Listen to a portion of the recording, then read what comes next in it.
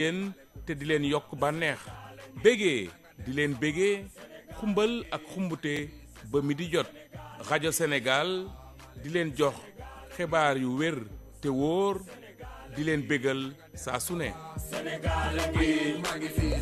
voilà jërë ngeen jëf ci seen ànd ak ñun rajo Sénégal 8h05 mu waxtu wi ñoo dalalee suñu gan le grand entretien bu Salam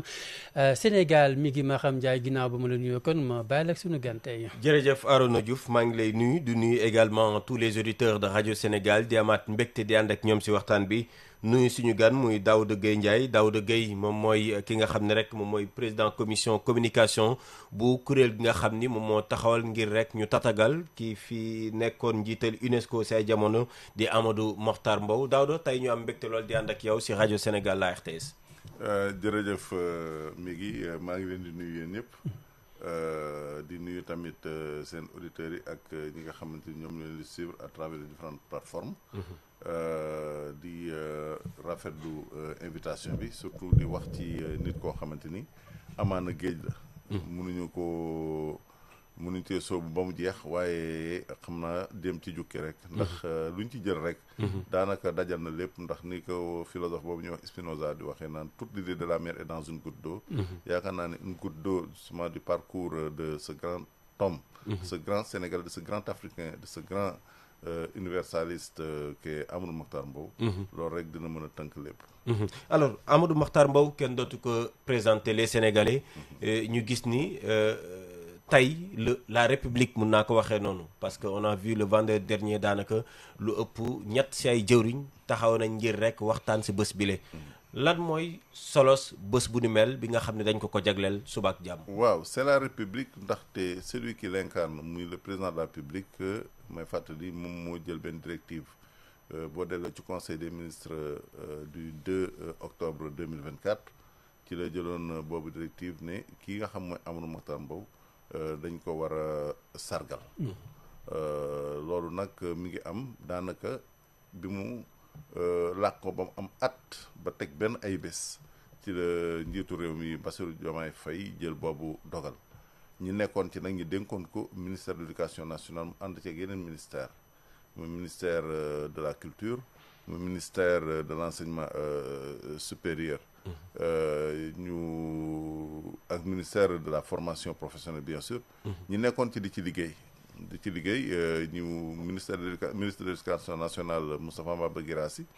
jël ab arrêté jël kii di docteur Massamba Gueye def ko coordonnateur hommage bi ñu samp li nga xamante ni moom mooy commission yi man mi ma jiite li nga xamante ni mooy commission communication en ma qualité de directeur de la formation et de la communication au niveau du ministère de l'éducation nationale ànd ceeg point focaux yi jóge ci yeneen ministères yëpp ñuy wéy ci liggéey bi bi ñu demee ba jub yëf yi agenda kii di njiitu réew mi moo tax ñu dàqaat yëf yi léegi nag toog ba mu yàgg président ci boppam ndax mbir yi daf koo ñor ci la ne mbir mi lañ ko def le 28 octobre bii muy talaata ji ñu jëm di suba ëllëg loolu nag ci la ñu nekk kii di Amadou Mokhtar Mbow nag ku ko wax xam ne dafa ànd ak histoire Sénégal ak histoire àdduna ndaxte mooy fàttali ne Amadou Mokhtar Mbow mooy le premier africain bi nga xamante ni moom moo nekk directeur général de l'UNESCO te nekk na ko ci ñaari mandat diggante 1974 ba 1987 moom moo nekk ci boppu UNESCO réewi àdduna yu bëri ci dundam delloo ko njukkal sargal ko ba ci réew mi nii yaakaar naa bi mu am téeméeri at am na fi sargal bu mag a mag boo xamante ni amoon nañ ko à travers donc des colloques des voilà centenaire bi waaw voilà donc muy nekk koo xamante ni dafa nekk un homme de synthèse bu maanaam un homme de synthèse maanaam dafa condensé yu baree tey te bu fekkente ni boo delloo ci ginnaaw gis ne kat moom moo nekkoon ministre de l'éducation ministre de la culture et de l'éducation ay jamono yaakaar naa ne président bi mu ko dénkee ministère de l'éducation nationale ànd kook yeneen ministères yi nga xamante ni ñoom nekk sous secteur de l'éducation ànd kook ministre de la culture ndaxte nekkoon na tam ministre de la culture yaakaar naa ne foofu la waroon a dem ndaxte tey booy xool li nga xamante ni moom mooy référentiel Sénégal 2050 bi daf ci am benn pàcc bu am solo bu ñuy wax le capital humain. maanaam tabax ab citoyen boo xamante ni moo war a taxaw tabax réew mi à son tour te Amadou Mahtar boobu daf ci nekk royukaay. ndaxte koo xamante ni jaar na daara. te tey jii tey boo xoolee au niveau du ministère de l'éducation nationale li nga xamante ni bokk na ci semb maanaam projet yi gën a am solo yi ñu am moom mooy li ñor président de la république jëm ci assise des daara. ngir ñu mën a def la cartographie des daara jéem a xool naka lañ leen di formaliser ba intégrer leen dans le système éducatif formel. beneen bi nga jël Amadou Mahtar Mbow ñu ne la Amadou Mahtar Mbow ancien militaire la woon. te xam nga militaire armée les valeurs civiques les valeurs de patriotisme ak yooyu noonu. moom lañ la fay kii. te loolu bokk ci li nga xamante ni. dañoo bëgg mu law ci ndaw ñi sax ci ñoom. ngir li nga xamante ni moom lañuy xaar ci ñoom ñu mën ko amee. beneen bi itam mu nekkoon koo xamante ni dafa yàgg am taxawaay jëm ci li nga xam moom mooy làkk réew mi. maanaam les langues nationales ak alphabétisation ak yooyu. boobu itam boo delloo tey ci li nga xamante ni moom mooy vision ministère de l'éducation nationale bi nga xamante ni mu ngi wéeru ci gis-gisu président de la République le ministre di ko doxal ak ay collaborateurs am mooy li nga xamante ni mooy dugal làkki réew mi. di ko jàngale ba pare di ci jàngale xam-xam. te loolu sekk nañ ci ay jéego ndax lu toll ak juróom. ñaari région ñu ngi ko fay def. te am na juróom benn làkk yoo xamante ni dugg nañ te ren dugal nañ yeneen ñaari làkk yoo xamante ni yu bees muy saafi ak li nga xamante ni moom mooy balant. te ñu ngi xool yeneen làkk yi naka lañ leen di codifier ba def leen des langues d'enseignement. ba dem vers le passage à l'échelle. beneen bi itam mooy mbirum li nga xamante ni. moom mooy les valeurs humaines. yi nga xamante ni moom moo nekk ak la résilience bi nekk ci moom tax. xool jaar-jaaram daal comme ni ma ko waxee c'est un homme de synthèse. di nga ci jëlee lu bari loo xamante ni ay jikko la. lu bari loo xam ay taxawaay la loo xamante war na tax tey. li nga xamante ni moom lañ dëgmal mooy. tabax ab citoyen boo xam ne citoyen modèle lay nekk. Amadou Mahtar boobu mën na ci nekk référence. oui finalité bi lan la. tey jii ñu ni dañuy def après xew jagleel ko mais lan mooy finalité bi lan moo làqu si ginnaaw. la transmission ndax itam loolu tamit lu ñoroon Amadou Mahtar boobu la muy li nga xamante ni moom mooy ce qu'on appelle les savoirs endogènes mooy xam-xam yi nga xam ne ci réew mi lañ leen meññee. xam nga loolu booy xool daanaka sori nañ ci li nga xamante ni moom mooy la refondation du système éducatif. Sénégalais bu yàggoon dañ daan wax réforme ba mu yàgg ñu wax révision waaye léegi refondation la ñu wax maanaam dañuy tëggaat njàng mi. ci biir tëggaat njàng mi moomu noonu Amadou Mahtar boobu daf ci nekk koo xamante ni dafa nekk modèle ñun njàng mi nga xam moom lañ bëgg a defar moom lañ bëgg a tëgg li mu war a jur ci ay citoyens. looloo waral ku mel ne Amadou Mahtar boobu tamit bu ñuy wax savoir endogène yaakaar naa ne. ci moom la wulee ñaay ñi jàngal ndaw ñi nga xamante ni ñoom ñooy les grandes figures yi nga xamante ni doomu réew mi yi nga xamante ni seen taxawaay ci réew mi mucc na ayib ci ay jikko ci ay valeurs ak lépp waaye itam mu dem ba wër àdduna bi ñu doon ay modèle ci àdduna bi yëpp loolu nag moom moo tax ku mel ne Amadou Mahtar Mbow dañ ko war a li nga xam moo nekkoon taxawaayam li nga xam moom moo nekkoon ay combat yoo xamante ni daf ci nekkoon li nga xamante ni moom mooy ay jikko yi nga xam dafa nekkoon ci moom loolu dañ ko war a transmettre ndaw ñi te hommage bi nii occasion la pour que ndaxte élèves yu bëri dinañ ci ñëw waaye itam cérémonie bi ndorteel la rek ndaxte après dafay wéy ci yeneen i anam ndaxte ministère yi may wax yi ku ci nekk am nga benn programme boo xamante ni ñëw dugal nga ko ci li nga xam mooy programme hommage bi muy dem ci ay tuddee ko ay mbedd muy dem ci organiser ay activités scientifiques yu ñeel Amadou Mahtar Mbow ak yeneen ak yeneen ak yeneen ak yeneen ndaxte li nga xam ne moom mooy yitte ji mooy fexe ba nga xam kii di Amadou Mahtar Mbow ni ñu koy defee ak ñeneen ñi nga xam ay doomu réew mi la ñoo xamante ni c'est de grandes figures fexe ba nga xamante ni li ñu taxawee woon ak li ñu bind ak li ñu liggéey danañ ko transmettre li nga xamante ni moo tax solo si bu ñu ko bëggee tënk mooy transmission rek voilà transmission da nga ko wax ci tëggaat programme yi curricula yi gis nañ ni langue yaa ngi koy wax sànq brossé nga ko c'est vrai ñi mel ni Amadou Mahtar Mbow ak ñeneen ñu ne faw xale yi ñu jàngal leen ko dugal leen ci curricula bi loolu directeur kañ lay doon ndax ñu bari ñu ngi koy vraiment réclamer waaw ak ñu ngi insistance. ci xam nga yitte ji nga xamante ni moom la ko ministre de l'éducation Moustapha Mamba Guirassy jox tax na ba nga xamante ni le cadre stratégique de la réforme de la refondation teg nañ ko mois de décembre bii ñu jëm ni ci la ñuy teg li nga xam moom mooy le COC maanaam le cadre d'orientation curriculaire te bu ñu ko tegee rek dañuy daal di jublu ci li nga xamante ni moom mooy bindaat programme yi maanaam bindaat li nga xamante ni moom la ñuy jàngal xale yi mu ànd ak nag formation man sax damay wax naan transformation ndaxte enseignants yi formé nañ ne ba pare waaye par rapport ak li nga xamante ni moom mooy société éducative bi nga xam moom la ñu bëgg a tëgg loolu tamit lu am solo la jóge ci système éducatif autrement dem ci société éducative boo xamante ni du doon école boo xam dafay tëju entre quatre murs entre jàngalekat bi ak dongo yi mais société bi ñëpp dañ ciy dugal seen li nga xamante moom mooy seen loxo boo xool modèle bi mooy l'école à Touba bi nga xamante ni daanaka ñi ngi ci sori nañ ci 34 écoles yoo xam ne war nañ ko tabax Touba plus de 500 000 yoo xamante ni mooy école boo xamante ni li ko coloré mooy njàngalem Serigne Touba ak ni ko xalif bi bëggee ndax itam nag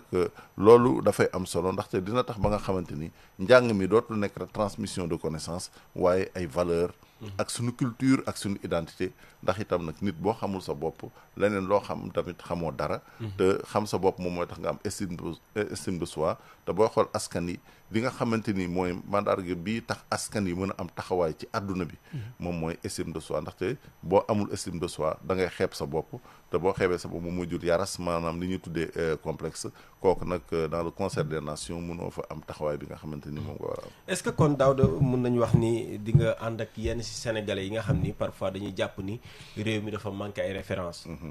tey am nañ professeur Amadou Mahtar Mbow. est-ce que ànd nga ak ñoom ci gis-gis bu ni mel. réew mi de ñàkkul ay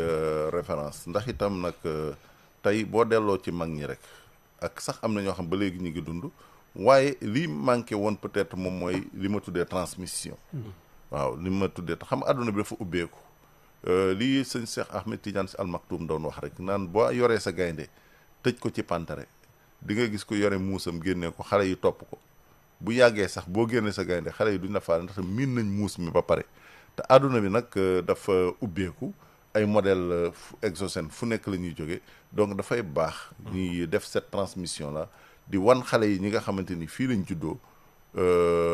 amaana seen dayo ci àdduna toll na foo xamante ni mën nañ foog ne sax ñii dafa am lu ñu amul woon loo xamante ni lu ñu amoon loo xam xale yi amuñu ko waaye wan leen di déedéet ñii fii lañ juddoo daara lañ jaar ñii fii lañ juddoo fii lañ jàngee ci école yi dem ba nga xamante ni doon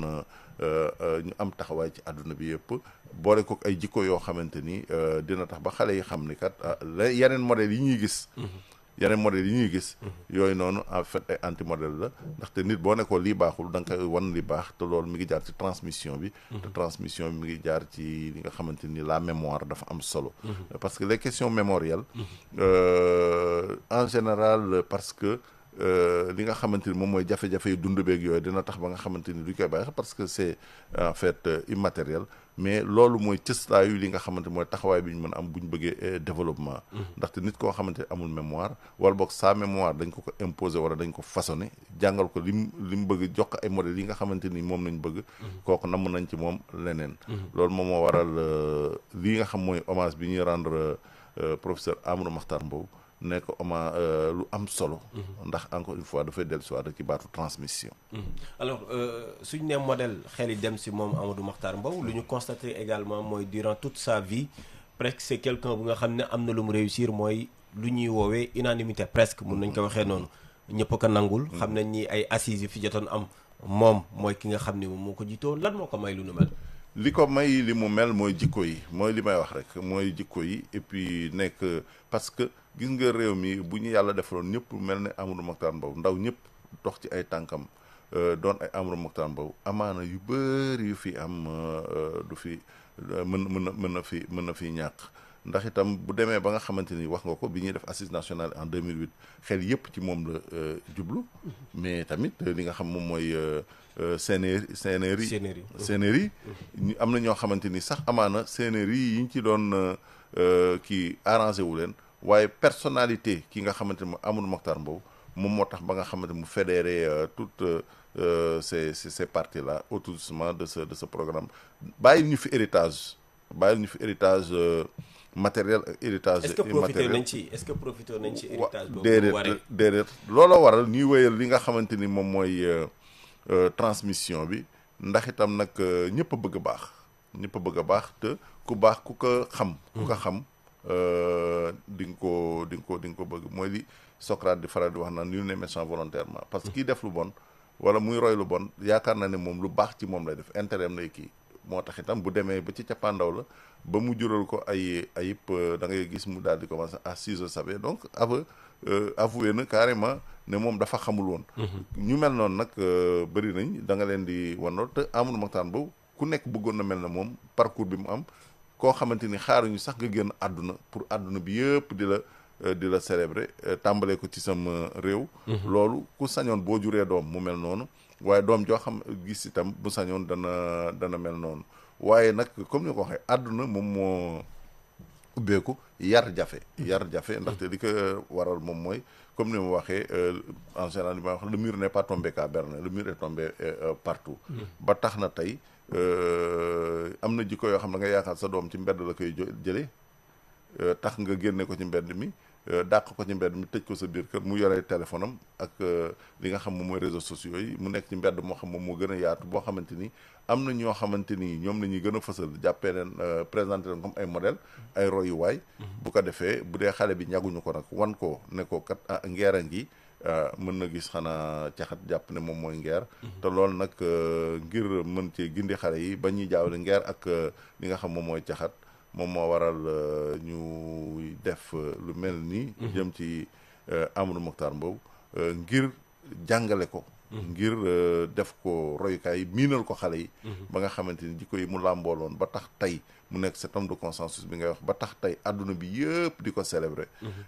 jikko yooyu noonu xale yi mën cee roy bu baax a baax alors bés bi njiital réew mi son excellence le président de la république Bassirou Diomaye Diakhar Faye moom moo koy fas yéene teewee est-ce que mun nga dikkaat si programme bi nu muy tëddee ak itam lan lañ fas yéene nam ma def yëpp ngir rek tatagal bés bi. hommage la national waaye mën naa ne international ndax itam nag lépp luy ambassadeur ci Sénégal dina ko teewe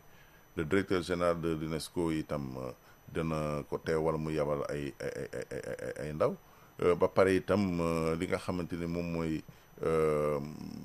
réew mi ñëpp a jóg mu war a am ëllëg fële ca centre des expositions bi nekk Diamniadio en face du CICAD kii di njiitu réew mi comme ni nga waxee moom moo koy présider effectivement dina am ay activités culturelles yoo xamante ni ñoom ñooy jalonné li nga xam moom mooy hommage bi dikkaat ci Amadou Mokhtar Mbow ndaxte lépp ci couleur Amadou Mokhtar Mbow lañ koy def xam naa daal ñii ñëw suba bu ñëwee Sicap dinañ fa gis loo xamante ni yaram yi dinañ daw bu baax a baax. alors Arona ba tey si wàllu woowu comme ni ñu ko waxee rek par rapport ak grande ligne yi daal dina si dikkaat mais gis nañ ni tey jii am na itam Arona mi ngi koy junj léegi benn école bi ngeen bëgg. est-ce que si tënk ginnaaw li nga jot a junj léegi ban école ngeen bëgg dëgg-dëgg tey. école boo xamante ni dafay am cëslaay di doon sunu ay valeurs endogènes sunu identité li ñuy wax sunu mbatit maanaam sunu culture yaa ngi dégg ak sunu mboorum bopp maanaam suñu histoire ba pare école boo xamante ni école la boo xamante ni d'accord dana ubbeeku ci àdduna dinañ jàngale ci français danañ jàngale ci anglais booy xool anglais dugal nañ ko ren à l'élémentaire te dañuy dem vers le passage à l'échelle donc ubbeeku gi moom dafay am waaye nag faaw ñun ñu toogaat bu baax a baax ci li ñu doon te li ñu doon mi ngi toog ci lan ci sunu ay valeurs maanaam sunu ay jikko li nga xamante ni moom mooy sunu mbatit maanaam sunu culture maanaam sunu identité donc loolu daal la ñu bëgg école bi ñuy teg ginnaaw refondation bi école bi mën a tëgg ay ma réew maanaam citoyen yoo xamante ni yooyu mandarga dafay nekk ci ñoom. waaye nag boole ko ci biir ubbeeku gi li ñuy tuddee les technologies lu mel ne numérique bi nga xamante ni ministère de l'éducation nationale tàmbali na ñaari ay bés ci ginnaaw formation jëm ci 105 000 personnels de l'éducation yi ñeel li nga xamante ni mooy numérique bi ak intelligence artificielle bi. bu yàggu tam gis nga ministère de l'éducation mi ngi séddale toll ci juróomi junniy ordinateur élèves u terminal S1 yi ak S3 yi te dañ koy lawal jëm ci xale yëpp muy indi gis nga boo xoolee méngaleeg yenn réew yu mel ne ay Chine ak ay Japon. nit ñi dañuy faral di wax naan waa Japon li nga xamante ni mooy jëyee dafa amoon muy les 2 bombes atomiques naka lañ def ba jógaat waa Chine itam dañ ko daan noot muy Japon da ko daan noot di ko coloniser mais anglais yeeg yeneen puissance occidentale yi. nan lañ def ba jóg waaye li ko waral moom mooy ñoom dañoo garder seen roux maanaam seen l'esprit du peuple mu nga xam mi ngi seen langue. le mandarin pour la Chine le japonais pour ak seen ay valeurs moo tax gis nga da ngay faral di gis ñuy wax chinois japonais wax na le concept wakon yosei maanaam technologie occidentale mais esprit japonais. Voilà wala le concept de Tiyong chez les Chinois donc technologie occidentale mais esprit chinois. donc loolu dafa am solo cet esprit là malheureusement ñun colonisation peut-être amoon na fu ñu àgg foo xamante ni. ndax ñu dañoo roy ba. waaw c'est que liñ ñu def. liñ ñu def occupation bi ak politique d'assimilation culturelle bi et d'acculturation beeg yooyu noonu dafa fi yàgg nag daf fi yàgg. waaw boo xoolee tey bu ñu naan base française militaire française yi fi nekkoon dem ba nekk évidence ci ñun def nañ fi pratiquement 348 ans. xam nga yàgg nañ ci ñun la ñu def ci ñun nag du yomb mu dañ waaye nag école bii ñuy tëgg incha allah moom moo war a dindi tooke jooju noonu ba nga xamante ni dinañu am cëslaay ñeel li nga xamante ni mooy suñu ay valeur cëslaay ñeel li nga xam mooy suñu identité suñu culture bu ko defee ak suñu richesse spirituelle yi bu ko defee dinañu peut-être ak ubbeeku gi mën a am taxawaay bu dëgër. sànq da nga junj intelligence artificielle bi. muy loo nga xam te ne lu bees la suñu loxo. alors am na ay avantages comme ay njeexital yeneen ah maintenant naka la système bi mën a approprier bi les technologies yu yees ngir mu bañ ñoo gaañ surtout. waaw xam nga révolution bu ñëw rek dafay ànd ak ay luñ ciy ragal ndaxte day indi ay soppeeku yu doy waar. te nit naturellement il est maisonniste maanaam dafa ragal lu bees. dafa ragal lu mu xamul. boo xool bi écriture ñëwee amoon tiitaange parce que oralité moo fi nekkoon. bi nga xamante ni dem ba nga xamante ni également révolution industrielle ñëw na ñu bëri tiitoon nañ waaw kon dañuy ñàkk suñu liggéey ak yooyu noonu machines yi ñun dañuy dépendre ci machines yi ak yooyu noonu waaye bi ñu demee tam ba révolution technologique bi ñëw ñu bëri amoon nañ ci ay tiitaange noonu la demee ci intelligence artificielle ndax boo xool ragal boobu noonu sax amaana moo tax ñi yeex cee soobu. waaye pexe amul ndaxte nag ñi nga xamante ni ñoom lañ war a yar ñoom dañu cee jiitu muy xale yi. àdduna bi dafa ubbeeku ni ma ko waxee sànq bu ko defee xale yi xam nañ lii xew feneen.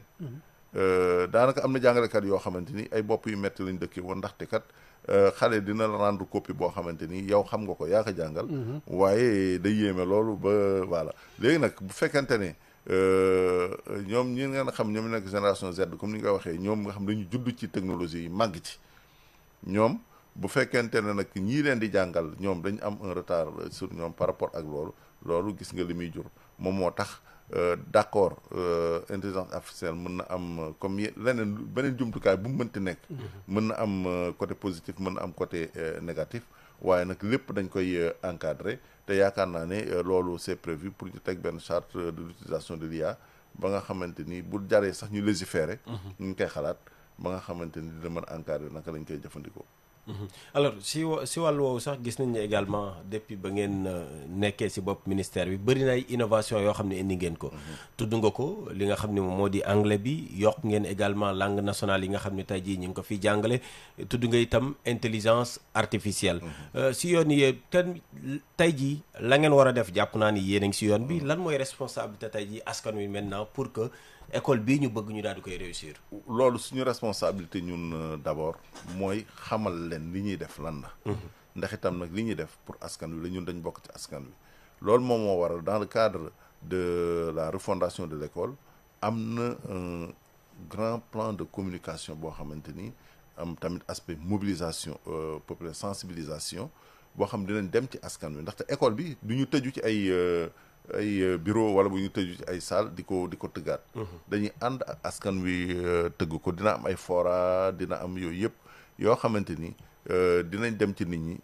ba nga xamante ni li nga xam moom la ñuy tëgg école bi ñuy tëgg day mel ni mbubum Baay Faal maanaam askan wi ak yow waaso boo mënti bokk ak làkk booy mënti làkk ak mbatit boo mënti am. boo ko xoolee di nga ci gis sa morceau bu baax a baax a baax. loolu moom moo tax dañuy door comme ni ma ko waxee li ñu jot a def mooy teg le cadre stratégique donc de la refondation muy CRS CSR boog léegi décembre la ñu war a livrer li nga xam mooy le cadre d'orientation curriculaire bi nga xam mooy wax fi ñu jëm bu ko defee nag bindaat programme yi tege ci loolu te bindaat programme boobu noonu comme ni ma ko waxee dinañ ci dugal bu baax a baax li nga xam mooy les savoirs endogènes gis nga déjà ren dugal nañ kunkaati man bu Serigne Touba li mag ñi bind nga xamante ni dafa gànjaru maanaam riche ci ay valeur ay njàngale ak naka la ñuy tëggee doomu aadama yooyu yëpp dugal ko ci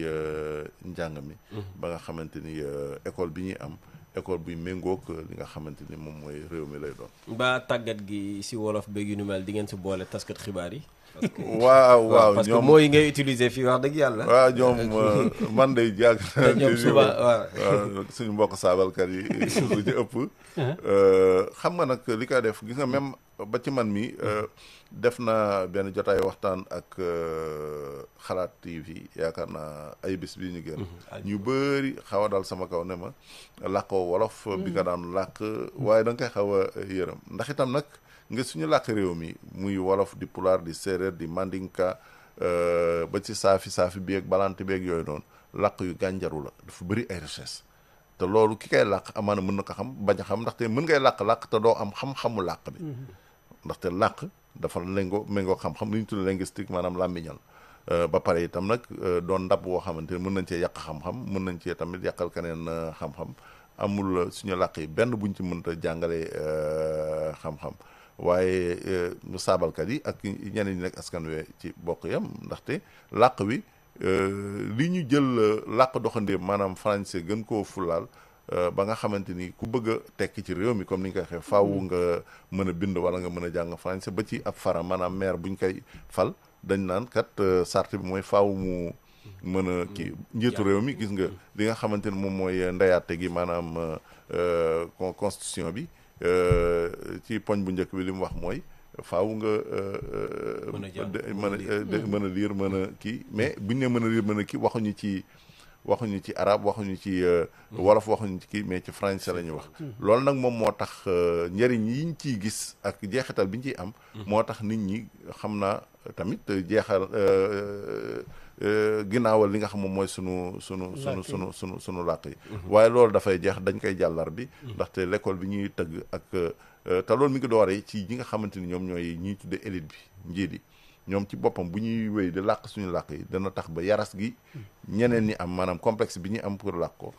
dina dañ te ci loolu la ñu nekk incha allah. alors mun nañ dugg si pàcc bu mujj si waxtaan bi ñu koy def si kàllaamay nasaraan. Alors demain le Sénégal va honorer un grand homme, Amadou Mahtar Mbow, qui était par le passé le ministre de l'Éducation et de la Culture, mais également le patron de l'UNESCO. Pourquoi le Sénégal a décidé d'honorer cet homme? Pour la transmission. Pour la transmission, comme je l'ai dit tout à l'heure en wolof, parce que Amadou Mahtar Mbow, c'est un homme multidimensionnel, un homme de synthèse, et c'est le modèle du citoyen que nous voulons, dans le cadre de l'école que nous allons mettre en place après la refondation, forger. Et par son parcours, Amadou Mahtar Mbow est une personne inspirante, issue de l'école coranique, ancien militaire,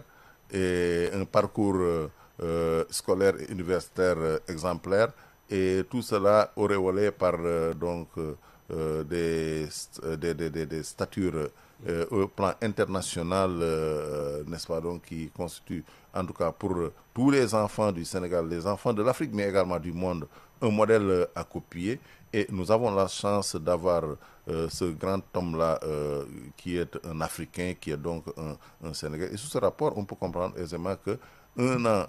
après donc sa disparition, le président de la République, en Conseil des ministres du 2 octobre 2024, et donc pris la directive allant dans le sens d'organiser un grand hommage à Amadou Mahtar Mbow, hommage qui aura lieu demain, le 28 octobre, là-bas à Diamniadio, au centre des expositions, qui sera présidé effectivement par le président de la République, en présence de tous les corps de l'administration, mais le gouvernement d'abord, mais également les ambassadeurs, l'UNESCO, dont il a été le premier Africain donc directeur pendant 2 mandats, de 1974 à 1987. Et par rapport à toutes les valeurs que charrie donc l'homme, évidemment, c'est un excellent produit pour l'Afrique et pour le Sénégal, dont on doit transmettre un peu l'histoire, on doit transmettre également les valeurs pour effectivement que la jeunesse sénégalaise, la jeunesse africaine, la jeunesse mondiale puisse s'en inspirer. Oui, et pour finir, que souhaitez-vous que les Sénégalais retiennent surtout de cette cérémonie de demain? Ce qu'il faut retenir de la cérémonie de demain, je reviens au concept de transmission. C'est que en fait, Amadou Mahtar Mbow est un prétexte, ou bien en tout cas cet hommage est un prétexte pour transmettre à la jeunesse, pour transmettre aux générations à venir, parce que ça va rester, parce que cette cérémonie-là n'est que le début donc de ce procès d'hommage. Et je pense qu'au niveau du comité de pilotage de cet hommage-là, il y a, en dehors du ministère de l'Éducation nationale qui est le centre de responsabilité, d'autres ministères co-organisateurs comme le ministère de l'Emploi et de la Formation professionnelle et technique. Il y a également le ministère de l'Enseignement supérieur, de la Recherche et de l'Innovation. Il y a également le ministère de la Culture, de l'Artisanat et du Tourisme. Donc chacun de ces ministres-là a déjà élaboré un contenu de programme dans le cadre de cet hommage-là, dont la cérémonie n'est que le lancement, avec beaucoup d'initiatives comme des activités scientifiques autour de Amadou Mahtar Mbow, mais également à travers l'autonomie, c'est-à-dire la dénomination de rue au nom de Amadou Mahtar Mbow, la construction dans son Louga natal d'un centre, d'un grand centre qui lui sera dédié. Ainsi de suite, ainsi de suite. Et tout cela, en fait, c'est comme le disait le président Abdou Diouf, et ça, c'est un message que l'on cherche à transmettre aux plus jeunes, à la jeunesse en général. Et c'est cette transmission-là qui est le maître mot de cet hommage-là, pour que l'œuvre, la vie et le parcours de Amadou Mahtar Mbow puissent passer dans les générations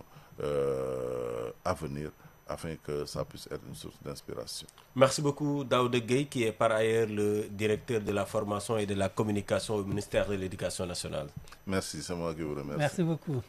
Merci beaucoup Migui. Merci beaucoup Arouda. voilà ñu koy jaajëfal suñu gan tey nekkoon Daouda Gueye di njiital commission communication sargal bi ñu nam amal suba jàmm ca Diamniadio Amadou Mahtar Mbow li ñu waxtaanee ak suñu gan nag dañuy may ullay kan toog bi mu ubbi leen bu mu jokkoo bi yéen mbokk auditeurs yi ngeen mën ci réagir Salam Sénégal incha allah suba naa dellu si. Salam alaikum Sénégal ngi maaleykum salaam Sénégal ngi nanga def sawa Sénégal ngi maa ngi fi c'est ça Sénégal ngi Radio Sénégal International 92.5 FM